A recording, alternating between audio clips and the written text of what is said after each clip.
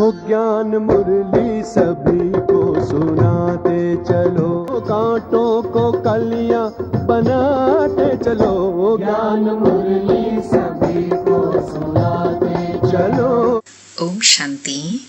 आज 24 जनवरी 2026 के प्यारे बाप दादा के अनमोल मधुर महावाक्य हैं।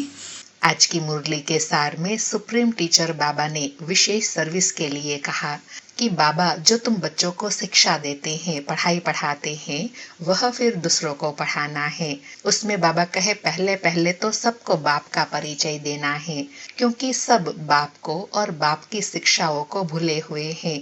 अभी जो बाप पढ़ाते हैं वह सबको पढ़ाना है। दूसरा बाबा कहे सबको यह भी समझाना है कि हम सब आत्मा भाई भाई हैं, एक पिता की संतान है। सारी दुनिया की जो भी सभी आत्माएं हैं, सब आपस में भाई भाई हैं। सब आत्माएं अपना मिला हुआ पार्ट शरीर द्वारा बजाते हैं। अब बाप आए हैं नई दुनिया में ले जाने के लिए, जिसको स्वर्ग कहा जाता है। तीसरा बाबा कहे सबको यह भी स्पष्ट करना है कि रावण का अर्थ ही है 5 विकार स्त्री में, 5 विकार पुरुष में। तुम बच्चे भी दूसरों को ऐसे समझाओ। चौथा बाबा कहे सबको यह स्पष्ट करना है कि परमात्मा सर्वव्यापी नहीं है। उसके लिए समझाना है कि शिव बाबा परमात्मा हम आत्माओं का बाप है। हम सोल्स है, वह सुप्रीम सोल है।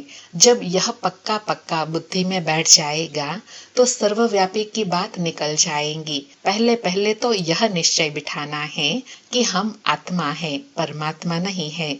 न हमारे में परमात्मा व्यापक है, हम सब में आत्मा व्यापक है। फिर कहा यह भी स्पष्ट करना है कि आत्मा में ही सब संस्कार रहते हैं।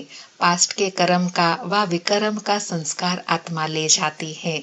और अंडरलाइन कराते कहा कि यह पढ़ाई तुम बच्चों की बुद्धि में रहनी चाहिए, तो बाप भी याद रहेगा, चक्र भी बुद्धि में रहेगा, सेकंड में सब याद आ जाता है। और साथ में कहा कि जब दूसरों को समझाते हो तो साथ में देखना है अटेंशन देते हैं, समझता है या सिर्फ हाँ हाँ करता रहता है। उनको नोट कराओ, कोई शंका हो तो पूछो। ऐसे जब समझाकर पक्का करेंगे तब बुद्धि में बैठेगा। सुनते हैं प्यारे बाप दादा के अनमोल मधुर महावाक्य। आज बाबा कहे मीठे बच्चे, बाप तुम्हें जो पढ़ाई पढ़ाते हैं वह बुद्धि में रख सबको पढ़ानी है। हर एक को बाप का और सृष्टि चक्र का परिचय देना है। आज मुरली से प्रश्न है, आत्मा सतयुग में भी पार्ट बजाती और कलयुग में भी, लेकिन अंतर क्या है? उत्तर में बाबा कहे सतयुग में जब पार्ट बजाती है तो उसमें कोई पाप कर्म नहीं होता है।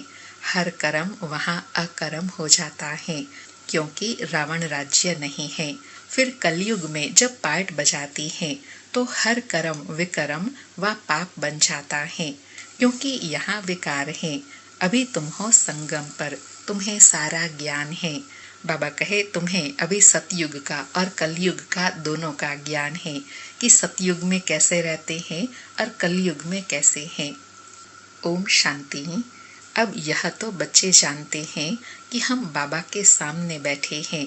बाबा भी जानते हैं बच्चे हमारे सामने बैठे हैं। यह भी तुम जानते हो बाबा हमको शिक्षा देते हैं, जो फिर औरों को देनी है। पहले पहले तो बाप का ही परिचय देना है, क्योंकि सब बाप को और बाप की शिक्षा को भूले हुए हैं। अभी जो बाप पढ़ाते हैं यह पढ़ाई फिर 5000 वर्ष बाद मिलेंगी। यह ज्ञान और कोई को है नहीं।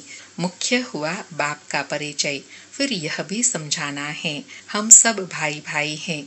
सारी दुनिया की जो सब आत्माएं हैं सब आपस में भाई भाई हैं। सब अपना मिला हुआ पार्ट इस शरीर द्वारा बजाते हैं। अब तो बाप आए हैं नई दुनिया में ले जाने के लिए, जिसको स्वर्ग कहा जाता है। परंतु हम सब आत्मा भाई पतित हैं, एक भी पावन नहीं। सभी पतितों को पावन बनाने वाला है ही एक बाप। यह है ही पतित, विकारी, भ्रष्टाचारी रावण की दुनिया। रावण का अर्थ ही है 5 विकार स्त्री में, 5 विकार पुरुष में। बाबा बहुत सिंपल रीति समझाते हैं, तुम भी ऐसे समझा सकते हो। बाबा कहे तुमको भी बाबा को फॉलो करना है, जैसे बाबा समझाते हैं ऐसे बच्चों को भी समझाना है। तो पहले पहले यह समझाओ। बाबा कहे तो पहले पहले यह समझाओ, हम आत्माओं का वह बाप है, हम सब ब्रदर्स हैं। पूछो यह ठीक है? लिखो हम सब भाई भाई हैं, हमारा बाप भी एक है, हम सब सोल्स का वह है सुप्रीम सोल, उनको फादर कहा जाता है। यह पक्का पक्का बुद्धि में बिठाओ तो सर्वव्यापी आदि पहले निकल जाए। बाबा कहे कोई भी आते हैं तो पहले उनको इस बात पर निश्चय कराओ, उनसे लिखवाओ, प्रश्न पूछकर क्लैरिटी कराओ। बाबा कहे अल्फ पहले पढ़ना है, अर्थात बाबा का परिचय पहले देना है। बोलो यह अच्छी रीति बैठ लिखो। आगे सर्वव्यापी कहता था, अब समझता हूँ कि सर्वव्यापी नहीं है, हम सब आत्मा भाई भाई हैं। सब आत्माएं कहती हैं गॉड फादर परम पिता। पहले तो यह निश्चय बिठाना है कि हम आत्मा हैं, परमात्मा नहीं है। न हमारे में परमात्मा व्यापक है, सब में आत्मा व्यापक है। आत्मा शरीर के आधार से पार्ट बजाती है, यह पक्का कराओ। बाबा बार बार अंडरलाइन करा रहे हैं कि पहले पहले तो यह पक्का कराओ कि परमात्मा निराकार है, सर्वव्यापी नहीं है, हम सब आत्माओं का पिता है। बाबा कहे अच्छा, फिर वह बाप सृष्टि के आदि मध्य अंत का भी ज्ञान सुनाते हैं, और तो कोई भी जानते नहीं कि इस सृष्टि चक्र की एज कितनी है। बाप ही टीचर के रूप में बैठ समझाते हैं। लाखों वर्ष की तो बात ही नहीं, यह चक्र अनादि एक्यूरेट बना बनाया है, इसको जानना पड़े। सतयुग त्रेता पास्ट हुआ, नोट करो, उसको कहा जाता है स्वर्ग और सेमी स्वर्ग। बाबा कहे सतयुग को कहा जाता है स्वर्ग और त्रेता है सेमी स्वर्ग, जहाँ देवताओं का राज्य चलता है। वहाँ 16 कला, वहाँ 14 कला, धीरे धीरे कलाएं कम होती जाती हैं। दुनिया पुरानी तो जरूर होंगी ना, सतयुग का प्रभाव बहुत भारी है। नाम ही है स्वर्ग, हेवन, नई दुनिया। बाबा कहे नई दुनिया में है ही एक आदि सनातन देवी देवता धर्म। पहले बाप का परिचय, फिर चक्र का परिचय दिया जाता है। चित्र भी तुम्हारे पास है निश्चय कराने के लिए। यह सृष्टि का चक्र फिरता रहता है। सतयुग में लक्ष्मी नारायण का राज्य था, त्रेता में राम सीता का, यह हुआ आधा कल्प। 2 युग पास्ट हुए, फिर आधा है द्वापर कलयुग। द्वापर में रावण राज्य, देवता वाम मार्ग में चले जाते हैं तो विकार की सिस्टम बन जाती है। सतयुग त्रेता में सब निर्विकारी रहते हैं, एक आदि सनातन देवी देवता धर्म रहता है। चित्र भी दिखाना है, ओरली भी समझाना है। बाबा कहे चित्र दिखा करके भी समझाओ, वह बिना चित्र के भी तुम समझा सकते हो, एक्सप्लेन कर सकते हो। बाबा हमको टीचर बन ऐसे पढ़ाते हैं। बाप अपना परिचय खुद ही आकर देते हैं, खुद कहते हैं मैं आता हूँ पतितों को पावन बनाने, तो मुझे शरीर तो जरूर चाहिए, नहीं तो बात कैसे करूँ। मैं चैतन्य हूँ, सत हूँ और अमर हूँ। आत्मा सतो रजो तमो में आती है, आत्मा ही पावन और पतित बनती है। इसलिए कहा जाता है पतित आत्मा पावन आत्मा। आत्मा में ही सब संस्कार है। पास्ट के कर्म व विकर्म का संस्कार आत्मा ले आती है। सतयुग में विकर्म होता ही नहीं, कर्म करते हैं, पार्ट बजाते हैं, परंतु वह कर्म अकर्म हो जाता है। क्योंकि बाबा कहे अभी आत्मा श्रेष्ठ कर्मों का खाता लेकर जाती है ना, तो उसका फल वहाँ भोगती है। बाबा कहे गीता में भी अक्षर हैं, अभी तुम प्रैक्टिकल में समझ रहे हो। जानते हो बाबा आया हुआ है पुरानी दुनिया को बदलने, नई दुनिया बनाने। जहाँ कर्म अकर्म हो जाता है उसको ही सतयुग कहा जाता है, और फिर जहाँ सब कर्म विकर्म होते हैं उसको कलयुग कहा जाता है। तुम अभी हो संगम पर। बाबा दोनों तरफ की बातें समझाते हैं। सतयुग त्रेता में तो है पवित्र दुनिया, वहाँ कोई पाप होता नहीं। जब रावण राज्य शुरू होता है तब ही पाप होती हैं। वहाँ विकार का नाम नहीं होता। चित्र तो सामने है, राम राज्य और रावण राज्य। बाप समझाते हैं यह पढ़ाई है, बाप के सिवाय और कोई नहीं जानता। यह पढ़ाई तो तुम्हारी बुद्धि में रहनी चाहिए।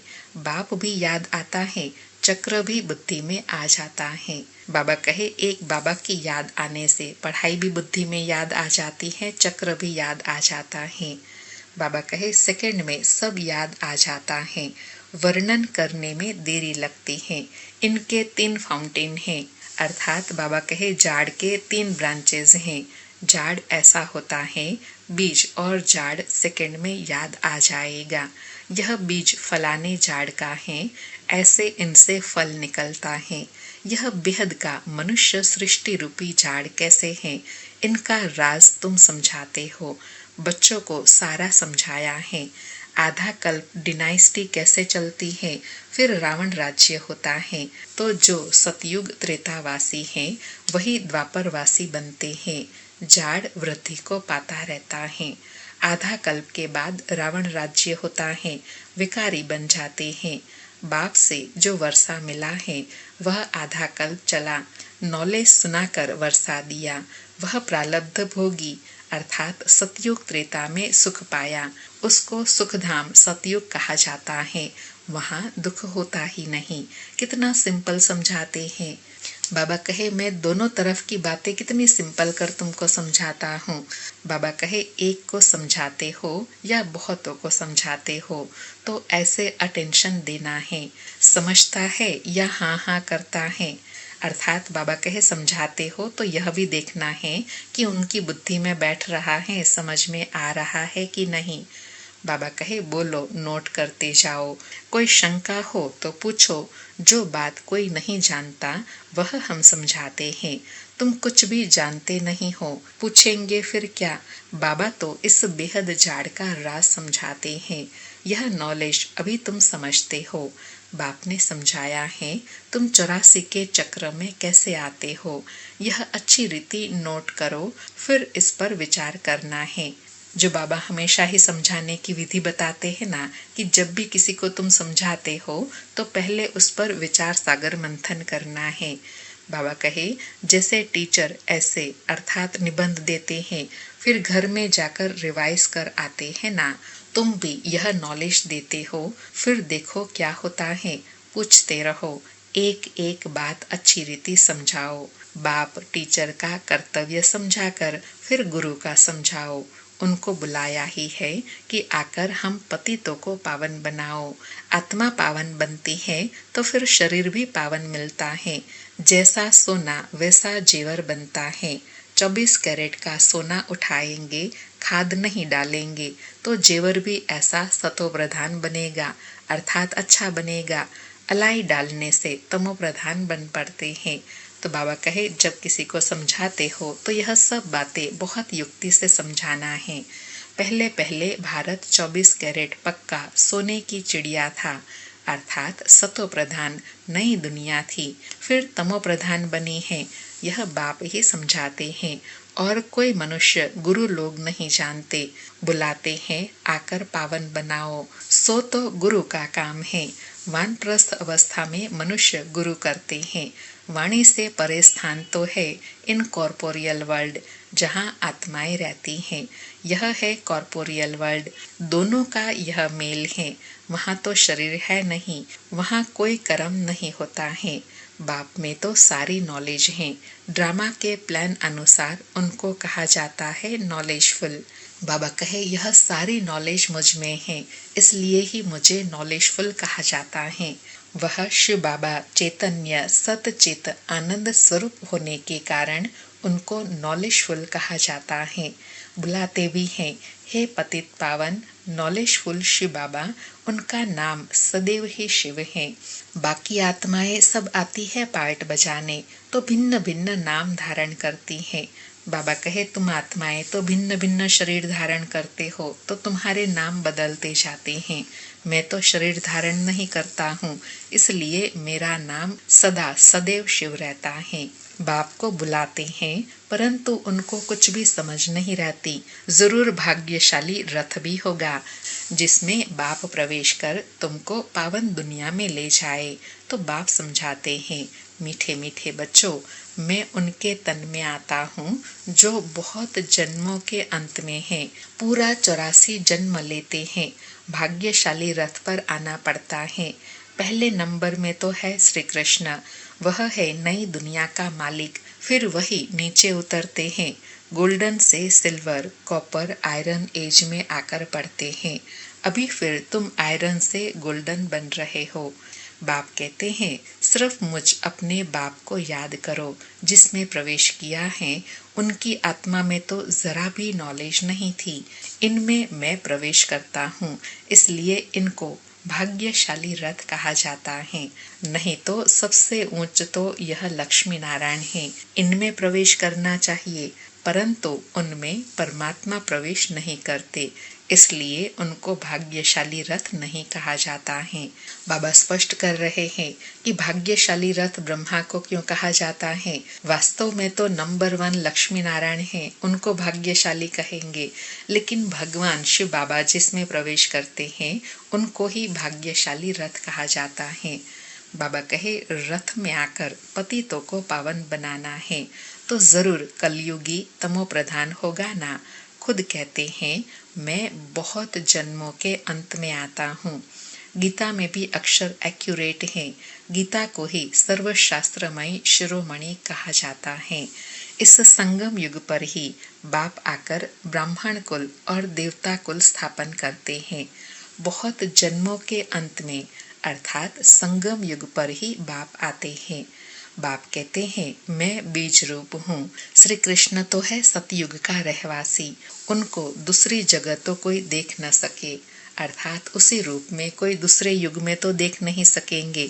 सारे कल्प में एक ही बार उसी स्वरूप में उनको देखेंगे, वो भी सतयुग में। बाबा कहे, पुनर्जन्म में तो नाम रूप देश काल सब बदल जाता है, फीचर्स ही बदल जाते हैं। पहले छोटा बच्चा सुंदर होता है, फिर बड़ा होता है, वह फिर शरीर छोड़ दूसरा छोटा लेता है। यह बना बनाया खेल ड्रामा के अंदर फिक्स है।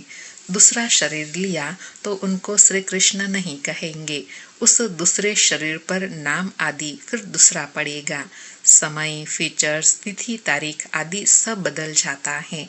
बाबा कितना सुंदर और सरल रीति स्पष्ट कर रहे हैं कि जैसे जन्म बदलता है तो समय, नाम, रूप सब बदल जाता है, फीचर्स बदल जाते हैं।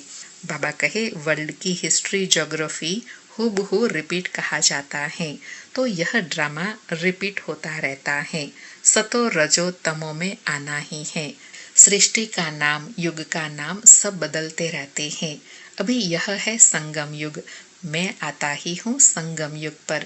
मैं तुमको सारी दुनिया की हिस्ट्री, ज्योग्राफी, सत्य बताता हूँ। आदि से लेकर अंत तक और कोई भी जानते ही नहीं। सतयुग की आयु कितनी थी यह पता न होने के कारण लाखों वर्ष कह देते हैं।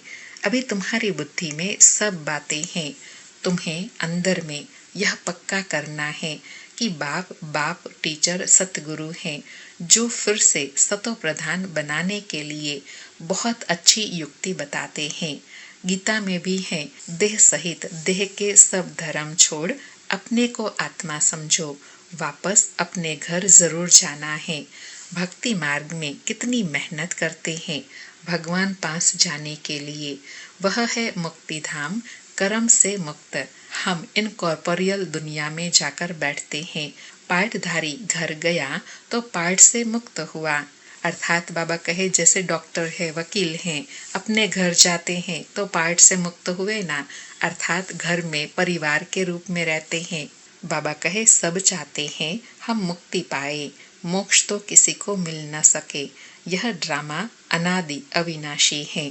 कोई कहे यह पार्ट आने जाने का हमको पसंद नहीं, परंतु इसमें कुछ कर न सके।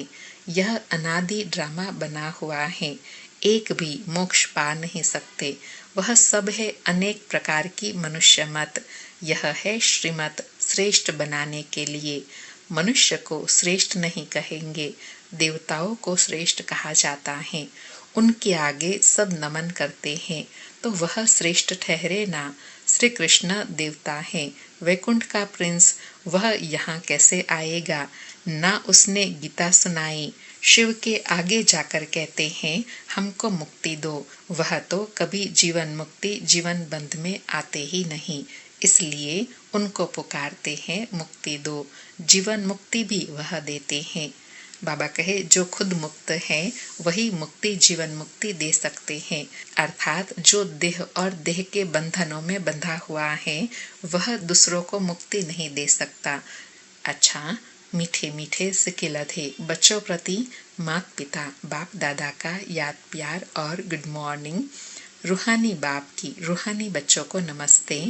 हम रूहानी बच्चों की रूहानी माता पिता बाप दादा को याद प्यार गुड मॉर्निंग और नमस्ते नमस्ते। सारी मुरली से धारणा के लिए सार है।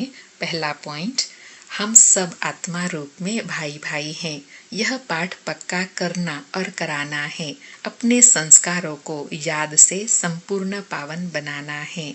दूसरा पॉइंट, 24 कैरेट सच्चा सोना सतो प्रधान बनने के लिए कर्म अकर्म विकर्म की गुह्य गति को बुद्धि में रख अब कोई भी विकर्म नहीं करना है। आज बाबा का वरदान है, घबराने की डांस छोड़ खुशी की डांस करने वाले मास्टर नॉलेजफुल भव। घबराने की डांस छोड़ सदा खुशी की डांस करने वाले मास्टर नॉलेजफुल भव।